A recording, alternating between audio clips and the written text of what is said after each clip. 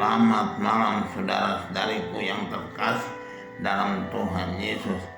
Selamat hari Minggu dan selamat Minggu Prapaskah yang kedua. Kita berada pada minggu yang kedua ini sebagai minggu peneguhan iman bagi kita semua. Seperti dalam bacaan pertama dan bacaan Injil, kita menyaksikan bagaimana Tuhan berperanan dalam peneguhan iman dan pembuktian iman dari Abraham pada bacaan pertama, dan dalam bacaan Injil Tuhan Yesus meneguhkan iman percaya dari 3 murid yang istimewa dari Tuhan Yesus, yaitu Petrus, Yakobus, dan Yohanes. Kita membaca dalam bacaan pertama bagaimana Tuhan yang memerintahkan pada Abraham untuk membunuh Ishak anak tunggalnya, tapi itu merupakan percobaan dari Tuhan terhadap iman Abraham. Kalau kita perhatikan betul-betul, ini merupakan perjanjian bagi kita juga untuk mencobai iman kita. Sering ada macam-macam kejadian dalam hidup kita, tapi kalau kita percaya, tetap berserah pada Tuhan, maka Tuhan mengatur segalanya menurut kehendaknya, dan itu yang diatur Tuhan selalu baik bagi kita. Abraham diperintahkan untuk mengambil Ishak anaknya yang tunggal yang sudah dinantikannya sejak masa lama sampai usia tua baru mendapat anak itu. Tapi Abraham berkata, "Ya Tuhan, saya akan menjalankan apa yang Kau kehendaki." Dalam diri Abraham tidak ada kata lain yang dia katakan pada Tuhan selain "Ya Tuhan." Yes Lord, saya berangkat, saya berbuat apa yang Kau kehendaki, apapun yang Kau inginkan, semuanya saya lakukan dengan sepenuh hati. Pada kali pertama waktu Abraham diperintahkan meninggalkan tanah Ur Kaldea, dia berbuat demikian juga. Dia tidak berkeberatan, dia tidak menyesal merasa ada sesuatu yang harus dipertahankan, tapi karena itu kehendak Tuhan, dia siap untuk berjalan mengikuti perintah Tuhan, arahan Tuhan. Walaupun Tuhan berkata, "Pergilah ke tempat yang akan kutunjukkan kepadamu," dia tidak berkata, "Kau pergi ke tempat ini atau tempat itu." Dan Abraham juga tidak selalu bertanya, "Saya memang harus kemana? Saya pergi kemana?" Tidak pernah dalam sejarah Abraham tidak ada kata bagaimana dan kemana, tapi "Ya Tuhan, saya pergi menurut kehendak-Mu. Kemanapun Engkau mau, saya pergi." Itu iman, saudara. Kita pun harus demikian.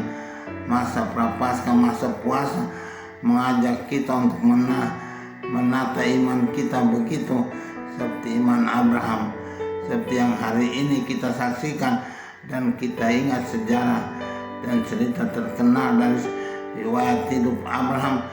Dia menyembelih anaknya Ishak atas perintah Tuhan. Dia bersiap sedia, tidak menyesal dan tidak mengeluh, tidak menolak, tapi dia tetap berjalan melakukan apa yang Tuhan kehendaki.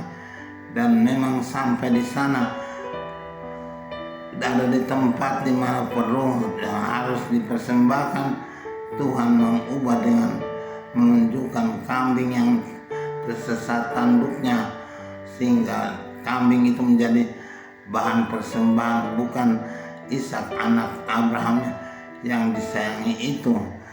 Tuhan punya rencana, dan Tuhan tidak pernah bermaksud menjadikan Abraham orang yang jahat dan orang pembunuh, tapi dia menguji iman, menguji iman Abraham, bagaimanakah seharusnya dia taat atau tidak. Dan ternyata dia memang seorang beriman sejati. Makanya sejarah hidup dan teologi mengatakan Abraham menjadi bapa orang beriman seluruh bangsa. sampai selama-lamanya Abraham tetap dikenal sebagai seorang beriman sejati yang tidak pernah akan ada tandingannya. Sampai zaman kita pun dan sampai selamanya Abraham menjadi simbol iman sejati yang boleh kita turuti dan boleh kita contohi.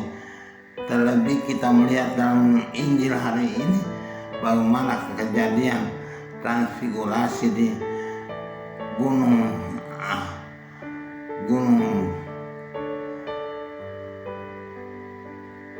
di mana Tuhan Yesus bersama ketiga muridnya naik ke atas gunung itu.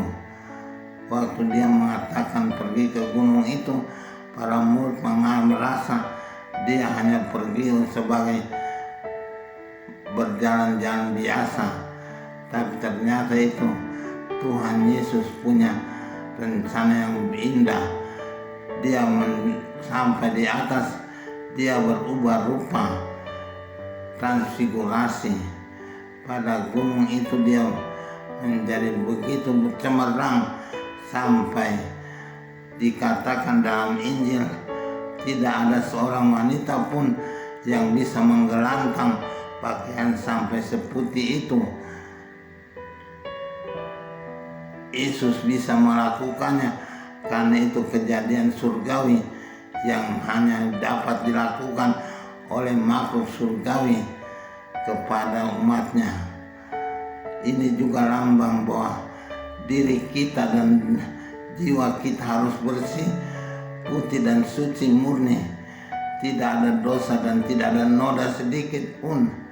Semuanya merupakan kejadian-kejadian yang harus kita lakukan dalam masa prapaskah ini.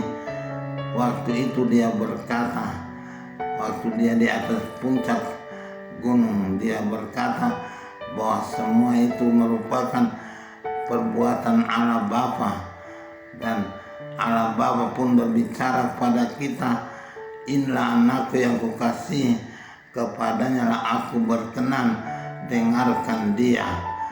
Ini kata-kata Allah Bapa kepada Tuhan Yesus dan kepada manusia, kepada kita-kita dalam masa prapaskah ini. Kita harus mendengarkan Tuhan Yesus dan dalam hidup kita kepadanya aku berkenan. Kita juga harus berusaha menjadikan diri kita demikian untuk semakin berkenan kepada Tuhan. Karena kalau kita sebut diri kita anak Allah, maka harus seperti Tuhan Yesus, diri kita dan jiwa raga kita bersih dari dosa dan penuh menyerahkan diri kepada Tuhan sebagai tanda bahwa kita kudus dan bersih. Maka Allah berkenan kepada kita dan kita diberkati oleh Allah Bapa. Semoga demikian. Amin.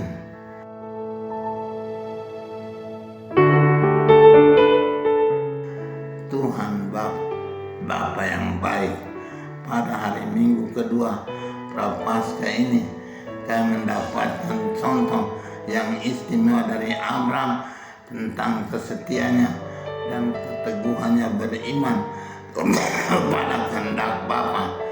Kami juga menyaksikan dalam Injil bagaimana Petrus, Yohanes dan Yakobus sebagai rasul-rasul utama menyaksikan perubahan diri Yesus, transfiguratio Domini.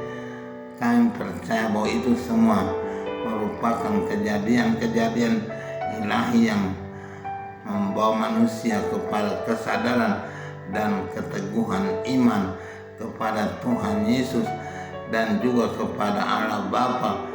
Kami mohon dalam masa prapaskah ini agar semoga rahmat dan kekuatan dari Tuhan juga mengubah diri kami semakin bersih dan putih seperti yang dilakukan Tuhan Yesus di atas Gunung Tabor.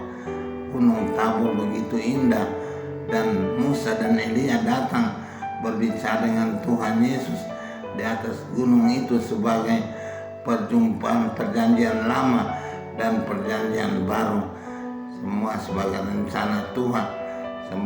Semoga itu pun terjadi dalam hidup kami, sehingga kami makin sempurna dalam diri kami masing-masing, demi Kristus Tuhan dan Juru Selamat kami sepanjang segala masa.